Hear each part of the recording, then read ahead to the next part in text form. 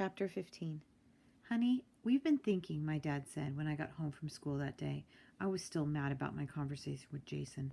Maybe it's not such a good idea that you watch the front desk. Clearly it's dangerous, my mom said. After what happened, no, I said firmly. That was not the solution. And besides, who's going to watch it if I don't? I will, my mother said. I shook my head. Dad can't clean all the rooms by himself. He was barely managing as it was, even with Mom.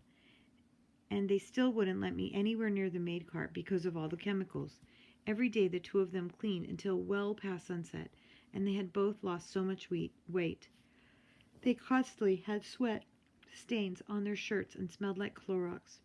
I can manage myself, Dad insisted. No, you can't, I turned to my mom. Sorry, Mom, I'm not giving you my job. The front desk was my chocolate notebook, and I was not letting it go. No way. I plopped down at the front desk stool and gazed at the wallpaper, at the spot where the security camera was supposed to go. Why can't we just tell him he has to put in some cameras? Or else, I asked my parents. Because he knows there's no or else, my dad said softly. I bit my lip. It's just so unfair. My mother sighed. She walked over and put her hand on my shoulder. We're immigrants, she said. Our lives were never fair. My dad nodded. We have to try, he said. We have to try and accept our fate. My parents were always going on about fate. Sometimes I wondered if it was just our fate was just a little thing adults made up to make themselves feel better, like the tooth fairy. And really, it's not so bad, my dad said, his face brightening.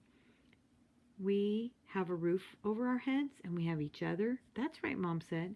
It could be a lot worse. Look at Ming, my dad added. He didn't mention the loan sharks, but he didn't need to. We were all thinking about it. My parents let me keep my job, but only after I told them I would make a sign saying security cameras installed and put it up in the front office, even though we didn't have any security cameras. People could think we had security cameras.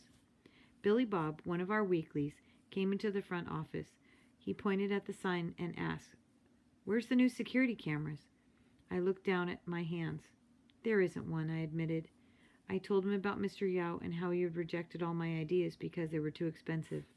Billy Bob just sighed. I'm sorry to hear that, he said. But you know what? Come here. Let me show you something. I followed him out to the parking lot, and the two of us stood in front of Billy Bob's old blue station wagon. See that sticker on my car? Billy Bob asked, pointing to the shiny sticker in the driver's side window. I squinted at the words, and it said, Don't touch. Alarm system installed. Billy Bob leaned over, cupped his hand, and whispered into my ear, There's no alarm system. And I smiled. Later that day, a small hatchback pulled up beside Billy Bob's station wagon. A Chinese guy came bouncing out of it, running up to my dad and shaking his hand furiously. He told him he was a friend of Uncle Ming's and asked if he could stay here for the night. Any friend of Ming's is a friend of mine, Dad smiled. That night, as my mom prepared dinner, Uncle Lee stood next to her, beaming at the sweet and sour pork, rubbing his hands while the wok sizzled. I haven't even tasted it, and I know it's delicious, he praised my mother, who blushed with pride. Thanks, my mom said. You don't know what it's been like for us the last few months, Uncle Lee said. He told us about how Ming worked in the kitchen of a burger place. All day, he'd make these juicy burgers for his customers. You know the kind with the really thick beef? My stomach nodded. Yeah, I know. That's why I took the job, for the burgers. But for lunch, you know what the boss would give us? A sandwich with 2 slices of white bread and some mayonnaise. The whole thing was white. No meat? My dad asked. No meat. No lettuce? My mom asked, popping a spring roll into her mouth as she sat down. How about some tomato? I asked. Nope, just white on white and white. Day after day after day. White on white on white? That's not a sandwich. That's an envelope. My father shook his head at his new friend's misfortune. So you know what I did? The man asked, leaning in as if to let us in on a little secret. What? Every day I made a delicious hamburger and I wrapped it up carefully and I put it in a bag and I threw it into the trash, he said. Then every day after work I'd go find it. You what? My mother dropped her chopsticks. Everyone stopped eating. It wasn't always easy, let me tell you. Some days my body was completely inside the dumpster, all you'd see are these two little legs kicking out in the air. But I always managed to find my burger in the end, he said triumphantly. My eyes slid over the trash can in the kitchen, overflowing with potato peels and eggshells. I pictured two little legs sticking out of it. Did anyone ever see you? I asked. He shrugged. Like, so what if they did? I marveled at this guy, at his bravery. He didn't even care if anyone saw him. That was the amazing part. I think I definitely would have cared. When I found my burger, it was the most incredible feeling ever. I devoured it right then and there. I couldn't wait, he said, beaming. I pictured him sitting on top of a mountain of trash, flies buzzing all around him, feet tapping on the corn cob, and banana peels as he tucked into his burger. What's the name of the restaurant again? My dad asked. It's called Ray's Burger, down in Carlsbad, Uncle Lee said. My boss's name is Ray.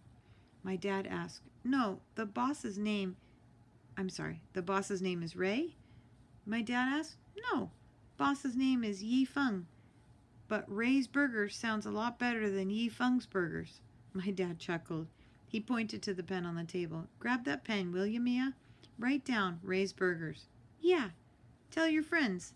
That is one place you never want to work, Uncle Lee said, reaching for another spring roll. I went to my room and found an empty journal. In it, I wrote, Restaurants in Carlsbad, Ray's Burger. Boss only feeds workers white on white on white. And I showed it to my dad. In Chinese, he said, so we can all read it. Underneath the English, I started writing in Chinese, stopping when I got to the word burger. How do you write burger? I said to my mom. My mom frowned, taking the pen from me. 2 years in America and she's nearly forgotten all her Chinese, she said apologetically to Uncle Lee. English is more important anyways, he said, batting away her concern. My mother sighed. That's the thing about moving kids from one country to another. They're not good at either language. Her words sat on my shoulder, heavy as rocks. I looked down at my feet and nearly jumped when my mother touched my hand. But she does all the math at the front desk, don't you, honey? She said, smiling at me.